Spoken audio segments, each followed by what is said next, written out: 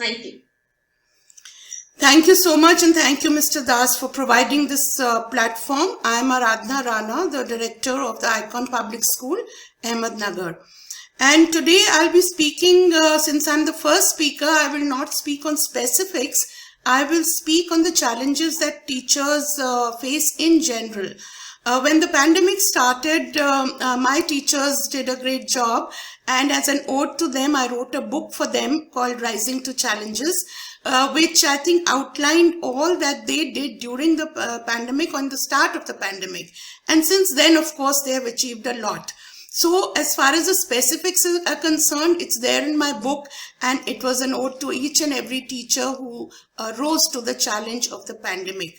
But as a teacher, as a profession, there are a lot of challenges we face, and I'm going to talk about the challenges in general as a profession. So, I feel, what is life without challenges? I mean, can you imagine doing a job year after year without any roadblocks, without any twists, and, carrying on? I just cannot. So what makes a job interesting is the solutions you bring to the challenges posed. I think that is the crux of a teaching career. So it's full of excitement. And each day begins with a situation that is not familiar and ends with the satisfaction of having overcome it. So that, I think, is the most pleasurable thing about teaching. If it doesn't, then, if teaching doesn't give you this, you might as well be any one of the toll booth operator, because, mechanically you can do things. But teaching is not like that. Teaching is, very exciting. So career advisors, generally say that you should do a job that makes your heart happy. And no matter how hard it is, and teaching is one such job.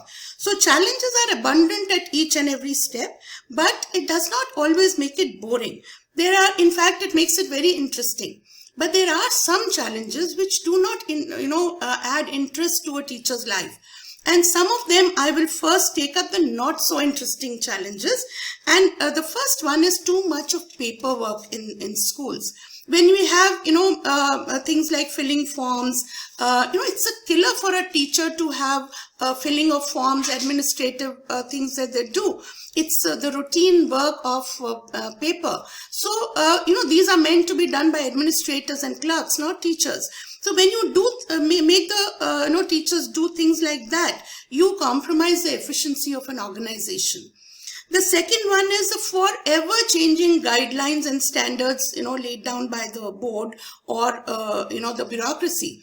Now, when things change at this pace and teachers have to adapt, I'm not saying change is a bad thing, but when it's too often, so much time is wasted in again, paperwork, in learning, in relearning. So from that point of view, it's a great challenge for the teachers to add it to their already, full timetables. So from that point of view, it's not a very interesting thing, but teachers have to do it. Then the policy change, should be such that it comes after a certain period of time. Give it time to fructify. Like when we had, the CCE, we adapted from, to the CCE, and then it got changed to another system. Now the NEP coming. Now these kind of things disturb the daily routine of a teacher. And even specializations, first when I was studying, the specializations came in class 9. Now then it started coming in class 11. And now specializations are off. It's not a bad thing to have change, but very frequent change leads, adds to the burden of the teachers. Another thing that is, a big challenge for the teacher is not enough time to plan. Teachers are supposed to do so many roles in a school. Some they are qualified for, some they are not. So when these things occur, the planning time is less. Now a teacher is supposed to plan activities which are joyful for the children. Now these activities, planning of these activities takes a lot of time. It takes a lot of energy. It takes a lot of, experimentation, a lot of research. So if you don't give your teachers this kind of time, it's a big challenge for them to adhere to these, newer methods of teaching. Then, of course, another big challenge is the lack of resources. Overcrowded classrooms, outdated technology, and the schools, not providing the correct resources, and they have to attain their goals. They have to finish their syllabus. They have to, attain their goals of, say, academic achievement. So with all this, all this done with the kind of activities we expect them to do, that is a huge challenge. And then the worst of all is the varying levels of parental involvement. Now, too much and too little both are detrimental to teaching. Disciplining the students is a huge challenge, and parents, if they do not cooperate, it becomes more so. When parents criticize the teachers and diminish the respect for them in the student's mind, I think that is the greatest barrier to teaching, and to break that barrier is very, very difficult. So some parents actually need a bigger dose of discipline than the kids. So these kind of challenges are such that doesn't make teaching very interesting. But again, now I'll come to the kind of challenges that makes teaching more interesting than other professions.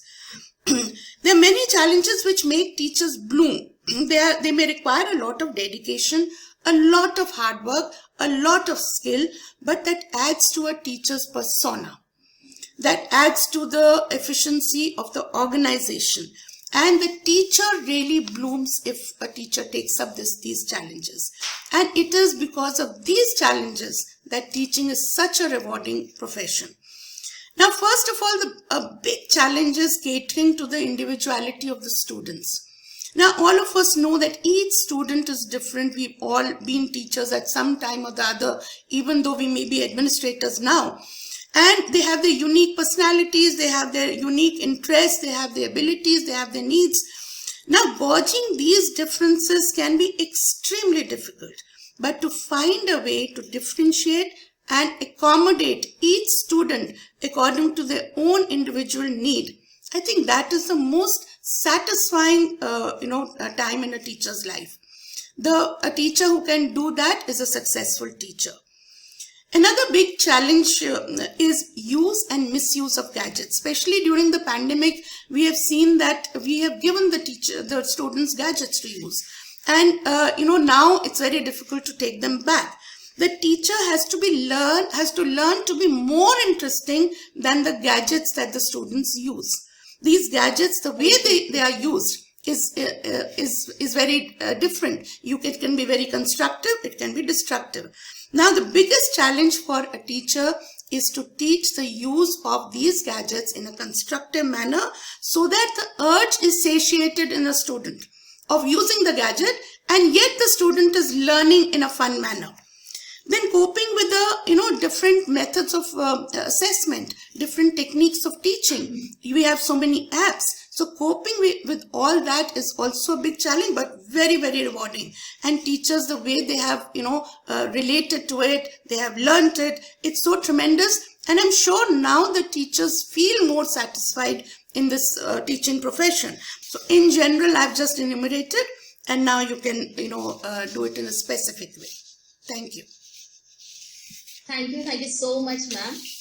Really, it was really a learning from you. Let's have a feedback from Das sir. I request Das sir. Good evening, Aradhana ma'am. Good evening. So, first time in RKDX talks? Yes. Wonderful experience, I suppose. Yes, thank you. Yeah. I believe that you are an excellent speaker. There are certain things, I would like to say, there are certain things in which few people is not to be endured, and that is public speaking. We should come out from the comfort zone. And especially for Aradhana ma'am, I would like to share one quote. The great RKDX speaker inspires. You inspires everyone. Of course, me also. Thank you. Whatever you have said is absolutely correct, and the concept is mind-blowing. The concept that you have delivered today is superb. God bless you. Mind-blowing. Thank you. Thank you.